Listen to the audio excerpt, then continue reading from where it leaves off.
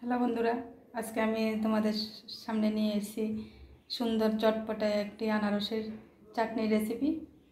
আমি এখানে একটা আনারসের 4 ভাগের 3 ভাগ নিয়ে নিয়েছি। এবারে আমি আনারসের টুকরোগুলোকে ঘষে নেব।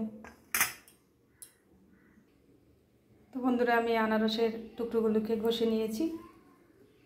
এবারে আমি চাটনি রান্নাটা আরম্ভ করব। আমি এখানে কড়াই বসিয়ে দিয়েছি, কড়াইতে সামান্য একটু তেল দিলাম।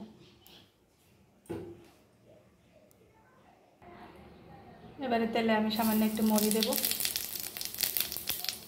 দিয়ে দেবো একটু শুকনো লঙ্কা। আমি চিড়ে দিয়েছি একটা শুকনো লঙ্কাকে।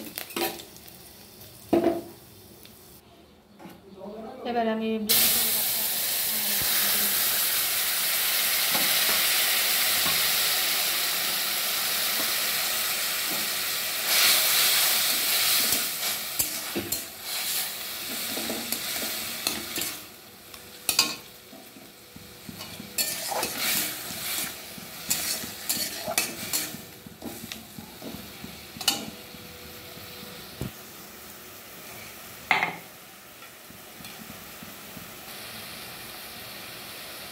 এরপর দিয়ে দেবো আমি নুন।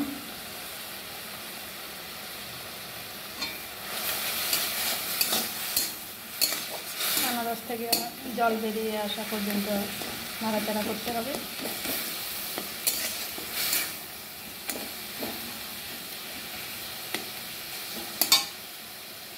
তো বন্ধুরা, আমার আনারসের জলটা একদম শুকিয়ে এসছে। এবার আমি দিয়ে দেবো কিশমিশ আর বাদাম।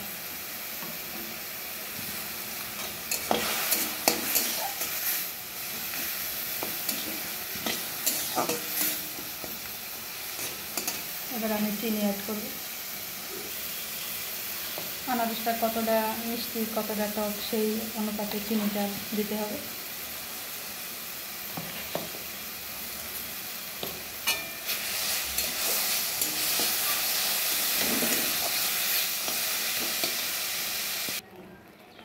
তো বন্ধুরা, আমার চিনি থেকে অনেকটাই জল বেরিয়ে এসছে।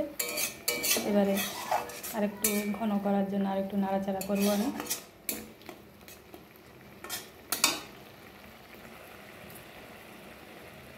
অনেকটাই জল শুকিয়ে এসছে।